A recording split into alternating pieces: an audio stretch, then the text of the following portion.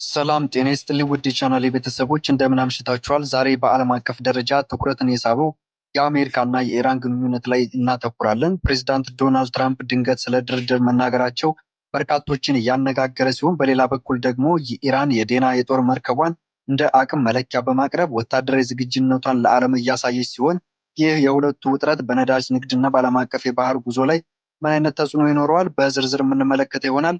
በቅድሚያም ለቻናሌ አዲስ የሆናችሁ ሰብስክራይብ በማድረግ እንዲሁም ላይክ እና ሼር በማድረግ የደወል ምልክቷን በመጫን ደግሞ መረጃ ሲጫን ቶሎ ቶሎ እንዲደርሳችሁ አድርጉ።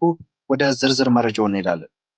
የአሜሪካው ፕሬዝዳንት ዶናልድ ትራምፕ በሰጡት መግለጫ ኢራን ከባድ የድርድር ፍላጎት እንዳሳየች ገልጸው ይህ መግለጫ ከዓመታት የዘለቀው የኢኮኖሚ ማዕቀብና የዲፕሎማሲያዊ ውጥረት በኋላ የተፈጠረ አዲስ ትኩረት ሲሆን ባለፈው በሰኔ ወር ለድርድር የሚያበቃ የ60 ቀን የተኩስ አቁም ስምምነት የተፈራረሙ ቢሆንም ድጋሚ ወደ ጦርነት ሲያመሩ አሁን እንደገና ወደ ዲፕሎማሲያዊ ውይይት ለመምጣት ኢራን አስባለች ሲሉ የአሜሪካው ፕሬዝዳንት ተናግረዋል።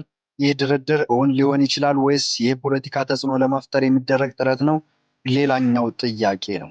ይህ በእንዲህ እንዳለ የኢራን የባህር ኃይል አቅምና የዴና መርከብ አዛዡ ያሉት ሬር አድሚራል ፋርማዚ ቤንማን በሰጡት አስተያየት በኢራን የጦር መርከብ ላይ የሚደረገው ጥቃት የጠላቶችን ፍርሃት የሚገልጽ መሆኑን ያሳወቁ ሲሆን ኢራን በራሷን የጦር መርከብ በመገንባት መቻሏንም በማዕቀብ ውስጥ ቢሆን ራስን የመቻል አቅም እንዳላት ያሳየች ሲሆን የኢራን የወደፊት ስኬት በወጣት ሳይንቲስቶች ላይ የተመሰረተ ነው ሲሉም ማክራን እና ዴና መርከቦች የሰላምና የነፃነት መልእክተኞች እንደሆኑ ገልጸዋል። ውድ ተመልካቾቼ ለዛሬ አጭር መረጃ ይዤላችሁ የቀረብኩት ይህንን ይመስላል።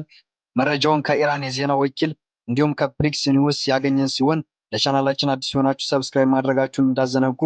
በዚህ ጉዳይ ላይ በሰፊው የምንመለስ ይሆናል። ለዛሬ የያዝነው አጭር መረጃ ይህን ይመስላል። ሰላም ቆዩልኝ።